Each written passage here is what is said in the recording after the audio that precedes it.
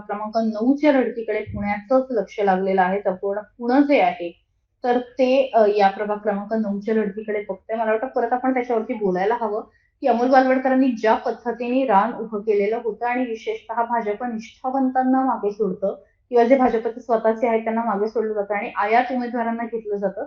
अशा पद्धतीचे आरोप जे आहेत ते बालवडकरांनी केले होते. विशेषतः मंत्री असलेले चंद्रकांत पाटील यांच्यावरती फार आरोप केले होते आणि दादा फार चांगली ऍक्टिंग करतात, त्यांना आयफा अवॉर्ड द्यायला हवं वगैरे असं म्हणणं होतं.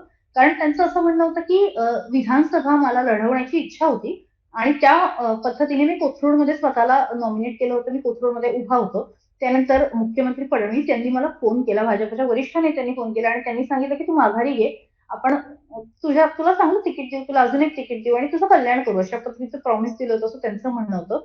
ते झाल्यानंतर पक्षाने सांगितलं म्हणून त्यांनी माघारी घेतली. चंद्रकांत पाटील यांचं काम केलं आणि एकूणच त्यांच्या प्रभागामध्ये आणि या भागामध्ये चंद्रकांत पाटील यांना चांगल्या पद्धतीची आघाडी जी आहे ती मिळवून दिली विधानसभेच्या वेळी.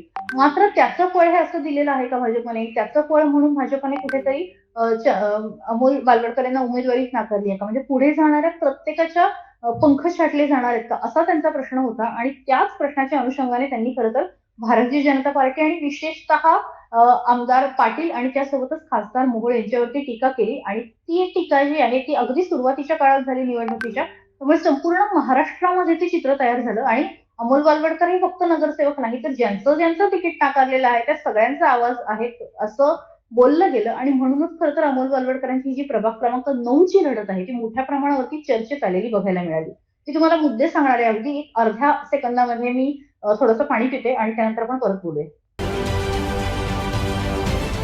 महाराष्ट्रातील सर्व बातम्यांचे विश्वासार्ह व्यासपीठ. सकाळच्या सर्व सोशल मीडिया प्लॅटफॉर्मला लाईक, फॉलो आणि सबस्क्राईब करा. तसंच सर्व नोटिफिकेशनसाठी बेल आयकॉन प्रेस करायला विसरू नका.